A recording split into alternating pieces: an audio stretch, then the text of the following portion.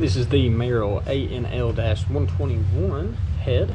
It is in the C1000 series, so of course it will fit on the C1000 and the WC1000 heads. So we'll go ahead and get it out of the box here. So of course this is a lead-free head, so it will not contain lead. So we can start, get it. So it'll come with the complete head, which is cast iron. It'll come with those two metal link plates, one on that side and of course one on that side as well. And you've got the hardware to connect the handle and the link plates.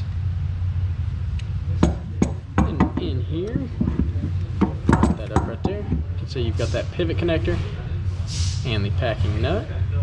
And of course you got the spout here. We can go ahead and get a couple measurements of the head and the individual bits and pieces that are on it. So starting with the handle, you get a total length. So that's the longest piece. It's right here at the top of this bend, the bottom here.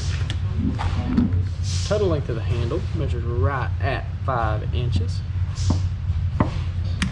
And we can get a total height of the head. So at the bottom of that hex side there to the top of the hydrant head, it's going to measure right at about 6 1/4 inches. And we can take this spout off the cap and get an outer diameter of those threads. And it measures just above 3/4 of an inch. And then also get an outer diameter here at that hex side. Going to lift the handle up.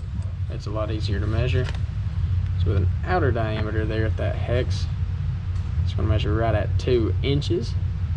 And then an inner diameter of right just shy of 1.5 inches.